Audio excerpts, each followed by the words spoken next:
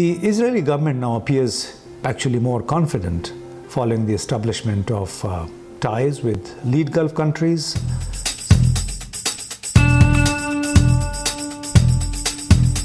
Hello friends, welcome to this edition of Zoom In.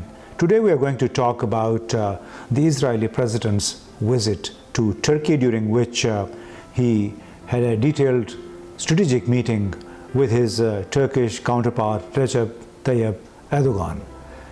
This was a very significant visit in the context of regional developments. After his meeting with the Israeli President, the Turkish President had something very interesting to say. He said, "I believe that this historic visit will be a new turning point in the relations of Turkey and Israel.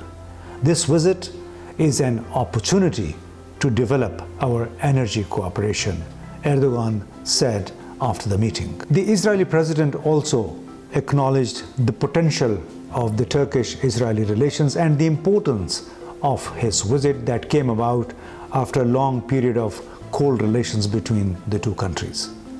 He said, "Israel and Turkey can and should have a cooperation that can positively affect this entire region we call home. Relations with Turkey will be based on mutual respect from now on." He emphasized from now on. Herzog also candidly admitted at Tel Aviv before embarking on the Turkey visit that both nations may not necessarily agree on everything, and the relationship between Israel and Turkey has certainly known ups and downs and not so simple moments in recent years. But, he said, "we shall try to restart our relations and build them in a measured and cautious manner and with mutual respect between our states." That is quite a significant statement both by Erdogan as well as by the Israeli President Herzog. And this merits consideration to the context of ever-expanding context of Israel with its neighbors as well as beyond the region, and the greater acceptance even by India of Israel as a state. Here are a few points to consider for all those who have been watching Israel set up relations with the United Arab Emirates, with Bahrain, with Qatar, and which is now equally conscious of the need for similar relations with many other Muslim countries. The Israeli government now appears actually more confident following the establishment of ties with lead Gulf countries such as the UAE, Bahrain and Qatar. It is now keen to reach out to Pakistan, Malaysia and Indonesia as well as Saudi Arabia. Secondly, at state level, Turkey, Egypt, Bahrain, UAE, they all seem to have separated the issue of a totally independent Palestinian state and the expansion in Jewish settlements from their political and commercial relations with Israel. The policy that these countries are pursuing is very clearly indicative of the separation of political matters from economic matters. Another point to consider is most realignments seem to be driven by concerns for economic security and connectivity. One area of interest, for example, between Turkey and Israel is to carry Israeli natural gas to Europe. It's an idea that was floated 20 years ago but hasn't been forwarded as yet. Clearly, even today, Erdogan remains one of the most vocal supporters of the Palestinian cause, but has chosen to deal with it independent of his country's economic needs and the financial situation, discarding his emotive, nationalistic, pan-Islamist rhetoric on Israel after the shocks that his country has been suffering even today. Now, the the thrust of the major Gulf countries tilt towards Israel also stems from economic considerations. And in that context, it's worth mentioning that the Egyptian President General Abdel Fattah al-Sisi also enjoys Israeli support.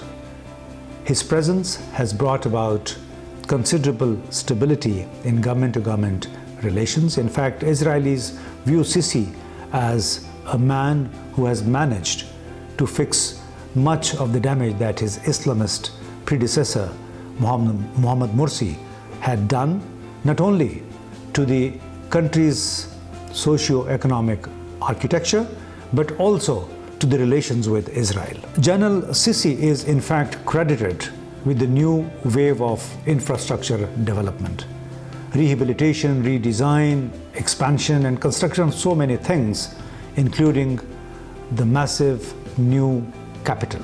And in fact, Cairo's redesign and the new highways are set to service the new under construction capital on the outskirts of the congested old city. This mega project symbolizes General Sisi's resolve to rebuilding the economy after years of political turmoil. The IMF loans that came through to Egypt under General Sisi have helped the economy rebound after 2 harsh years under the consequences of COVID-19. Although very conscious of the public sentiment in most Muslim countries, Israeli officials' messaging to their hardline critics within the Islamic bloc is very simple. We want to conduct relations independent of our ties with India and a few other countries which are benefiting immensely from the Israeli research in IT, agriculture, and defense production.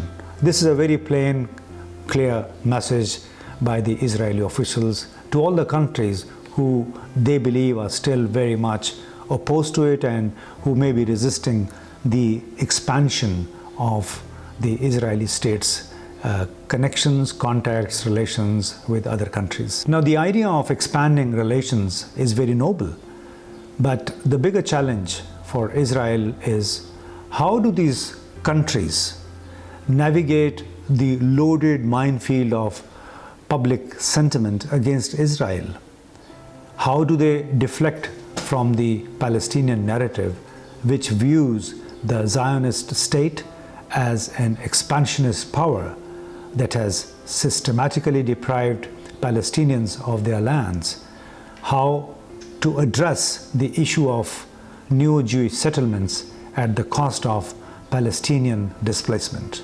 This is a big question, or big questions that the Israeli state, the Israeli government has to face and has to navigate and find solutions to if they really want to enter greater recognition or acceptance among other lead countries within the OIC. Lastly, we must also bear in mind that much of the antagonism within the OIC nations has indeed been anchored in the Palestinian narrative on Israel. Recognition by the UAE and Bahrain in 2021 has indeed dented this Palestinian narrative, as well as the collective rejection of Israel as a state.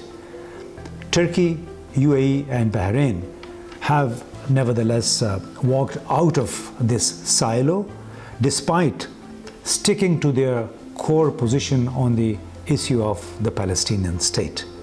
Now, the big question facing Israel as well as many other countries is, will other leading Muslim countries also follow suit? Let us wait and see who blinks first.